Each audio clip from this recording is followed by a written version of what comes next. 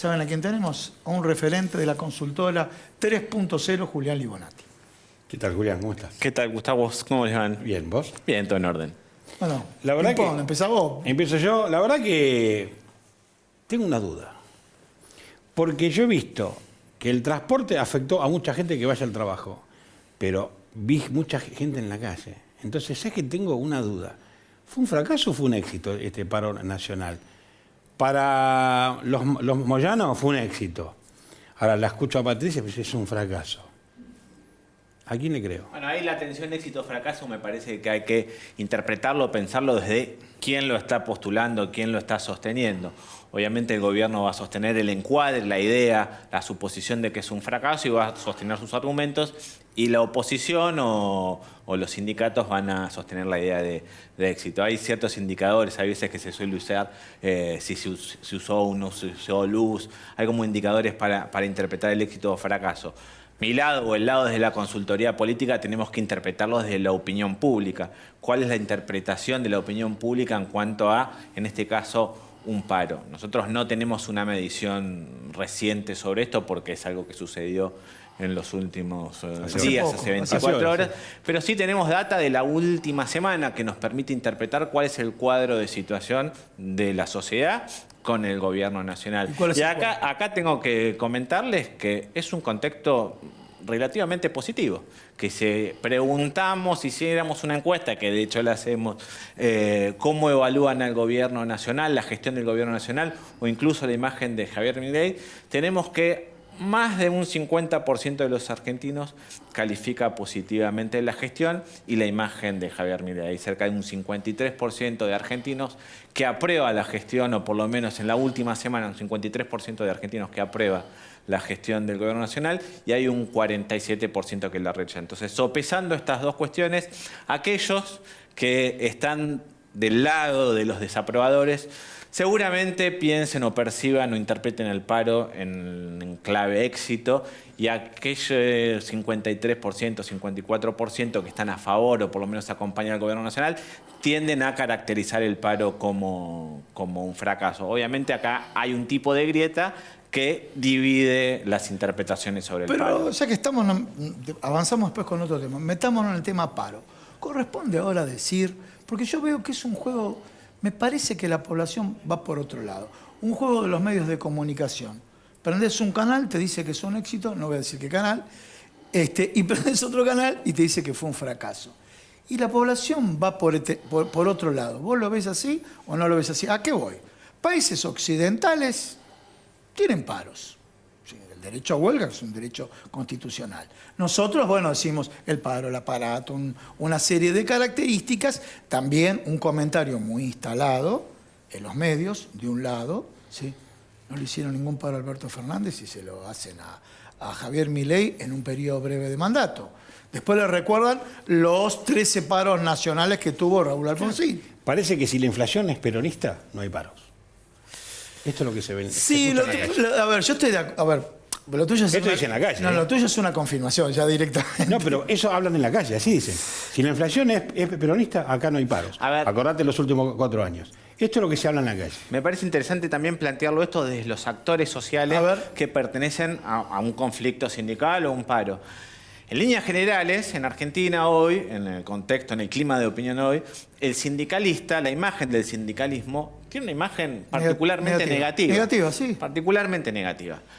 Si tuviéramos que hacer un balance... Pero acá y en el mundo. Acá y en el mundo, por lo menos los datos que yo tengo de Argentina, más o menos un 30% de la población o del electorado tiende a aprobar o tener una imagen positiva de los sindicalistas, y hay un 70% que lo rechaza. Entonces, si el debate es gobierno nacional versus sindicalismo, o Javier Milei versus sindicalismo, hay una propensión a que en el actual clima de opinión se tienda a creer más en el gobierno nacional, solamente por una cuestión de posicionamiento inicial. Ahora, hago un disclaimer que es: en algunas oportunidades, las sociedades o la opinión pública, en un determinado contexto, puede habilitar o aprobar una medida sindical que una parte importante hoy de la población argentina está de acuerdo con este paro. Entonces me parece importante también que el sindicalismo tenga esa capacidad de representación de sus sectores o de una parte relevante de su sector. Entonces, de vuelta, el matiz o el anteojo en cómo se mire lo que está pasando depende del sujeto que lo está haciendo. Hay como dos prismas sobre el fenómeno. Ahora, de vuelta, si se debate sindicalismo versus gobierno nacional o sindicalismo versus Javier Milei, obviamente va a haber hay un posicionamiento. Pero vuelvo a mi pregunta, ¿pero ese es el debate o la gente debate otra cosa? Por ahí voy. Me parece que estamos viendo que es un debate que se construye en los medios de comunicación y la gente va por otro lado. Cuando va por otro lado, ratifica ese número que vos decís del 53%. Yo hoy, o por lo menos en estas semanas, no percibí efervescencia en cuanto a este tema. Claro. No noté que fuese ni para un lado ni para el otro. Exactamente. No fue un tema necesariamente relevante en la opinión pública, en el electorado promedio. Sí. No fue un tema de conversación, o por lo menos no lo percibí de otras maneras. Hay otras situaciones donde sí genera más conversación o se engancha más la población al momento de hablar, que es, qué sé yo, si hubiese habido una movilización o un corte de calles o un piquete, esos son temas inhibitorios, o sea, que generan rechazo, que generan particular repudio en una parte mayoritaria de la población. Entonces, también me parece interesante el sindicalismo que tuvo esta capacidad de percibir o tener un termómetro social de que hay instancias de... Hagamos paro, pero no... Hagamos paros, pero no movilización, cortemos. porque se sabe que eso es en este contexto, en este clima de opinión, es una situación que genera particular rechazo, o por lo menos un rechazo mayoritario. Entonces, te diría que no fue un paro que generó mucha conversación, no fue un paro necesariamente relevante para parte mayoritaria de la población. ¿Por qué? Porque se jugó, cada uno lo jugaron en su cancha, además el sindicalismo tuvo esa capacidad de silenciar o por lo menos omitir esos elementos particulares que generan particular rechazo en la opinión pública. Tomo la palabra, cada uno lo jugó su cancha. Vamos para adelante. Como estás viendo, Javier Milei, en lo macro, ley bases 2 por un lado, Senado, ¿sí? Este tema de rompecabezas, quién sí, quién no, porque la oposición suma los 33 abroquelados del peronismo, pero sabe que del mismo peronismo tiene gente que puede votar a favor. Digo puede, hasta que no lo tengamos, estamos hablando del Senado. Diputados, ya lo sabemos. Eso por un lado. Segundo, Javier Milei en el contexto internacional, ¿sí?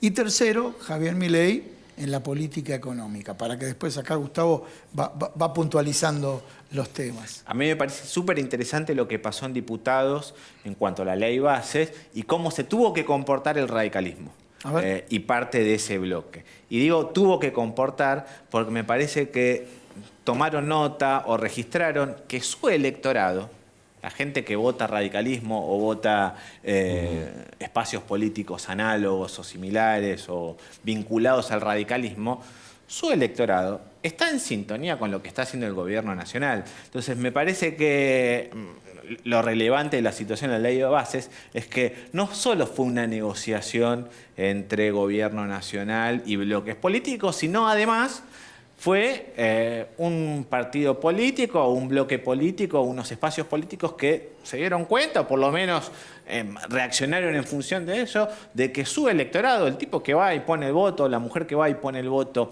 al radicalismo o a esos espacios vinculados, hoy está al PRO está en sintonía con el gobierno nacional. Entonces me parece un éxito del gobierno nacional poner en evidencia esta situación, o por lo menos que la escena de diputados y de la sanción de la ley bases puso en evidencia esa situación.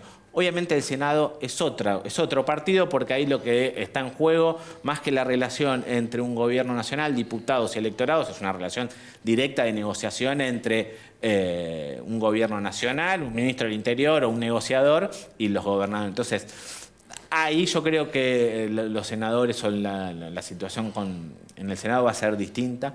Sí, la ley marco, la cuestión de diputados, porque pone en relevancia esta situación de que hay un bloque político que se dio cuenta o que percibió, que accionó en función de, bueno, mi demanda electoral está reclamando estas situaciones, yo me amalgamo a eso que está pidiendo. Julián, hay algo que es cierto, estamos en las vísperas del Pacto de Mayo, ¿sí? Y viene lo que se llama ahora Ley de Bases 2, Pacto de Mayo, y según escuché ayer, ahí me contó un pajarito, que el levantamiento del cepo estamos no tan lejos. Con Pero eso se lo dejamos a Echevarne después. con todo esto, ¿se consolida este gobierno frente a esto?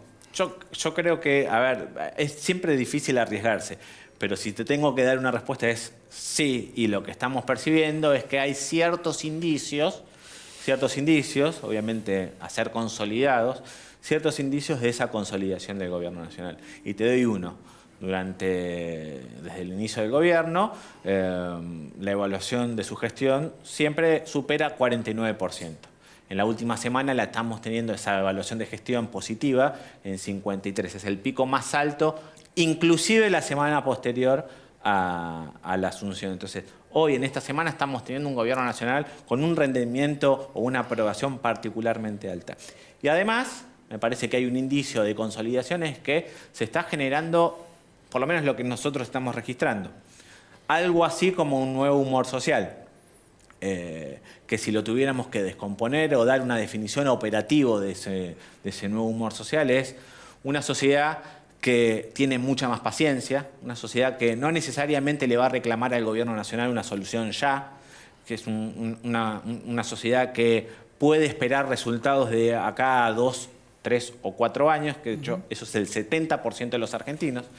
Es 7 de cada 10 argentinos. Te interrumpo y seguí con tu línea. Si es así, ratifica lo que dice Javier Milei. El próximo año en las elecciones voy a tener diputados propios. Bueno, eso es obviamente el posicionamiento de Javier Milei comparado con pero lo que antes. estás diciendo vos. Estás Sí. diciendo vos que el 70% ratifica este proceso de largo plazo. Sí, o por lo menos de al menos 2 años. Bien.